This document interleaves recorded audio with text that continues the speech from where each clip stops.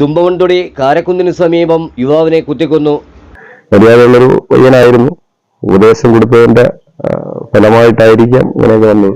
ഇതുമായി ബന്ധപ്പെട്ട് carrom board കളിയും ബാക്കിയുള്ള കാര്യങ്ങളൊക്കെ ഉണ്ട്. അതും കഴിഞ്ഞ് പോകുന്ന വഴിക്ക് എതിർഭാഗം രണ്ടുപേരുമായിട്ട് വാക്കേറ്റവും കാര്യങ്ങളൊക്കെ ഉണ്ടായി. ബർത്ത്ഡേ ഫംഗ്ഷനുമായി ബന്ധപ്പെട്ട് പോയിട്ട് വരുന്ന വഴിയായിരുന്നു ഈ മറ്റ് രണ്ടുപേർ. അവർ പോയി മറ്റ് സുഹൃത്തുക്കളെ വിളിച്ചുകൊണ്ട് വന്ന് അനന്തുവിനെയും കുത്തി പരിക്കേൽപ്പിക്കുകയും സുജിൻ മരണപ്പെടുകയാണ് ഉണ്ടായത്. ഇന്നലെ രാത്രി 11 മണിയോടെയാണ് സംഭവം.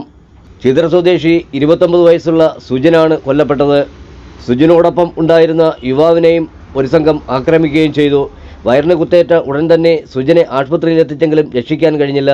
രണ്ടുപേരെയും ആദ്യം കടയ്ക്കൽ താലൂക്ക് ആശുപത്രിയിലും പിന്നീട് തിരുവനന്തപുരം മെഡിക്കൽ കോളേജിലും പ്രവേശിപ്പിച്ചു.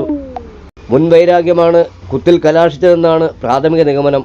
രാത്രി 10 മണിയോടെ പ്രതികളിൽ 2 പേർ സുജിനും അനന്തവുമായി വാക്കുതർക്കത്തിൽ ഏർപ്പെടുകയും തുടർന്ന് ഇരുകൂട്ടരും പിരിഞ്ഞു പോവുകയും ചെയ്തിരുന്നു. ഇവിടെ പൊതുകാര്യത്തിലും എല്ലാത്തിലും നമ്മുടെ ക്ഷേത്ര കമ്മിറ്റിയിലും എല്ലാം ഉണ്ടായിരുന്നതാണ്. ഈ കഞ്ചാവ് ലോബിക്കെതിരെ തിരിഞ്ഞതിന്റെ ഒരു ഭാഗമായിട്ടാണ് വളരെ ദുഃഖകരമായിട്ടുള്ള ഒരു സംഭവം നടന്നിരിക്കുന്നത്. 11 മണിയോടെ തുമ്പമൺതൊടിയിൽ സുഹൃത്തുക്കളുമായി കാരംസ് കളിച്ചതിന് ശേഷം ഉണ്ണിക്കുട്ടൻ എന്നറിയപ്പെടുന്ന സുജിന്റെ ബൈക്കിൽ സുജിനും അനന്തവും കൂടി വീട്ടിലേക്ക് പോകുന്ന വഴിയിൽ വെച്ചാണ് ആക്രമണം നേരിടേണ്ടി വന്നത്.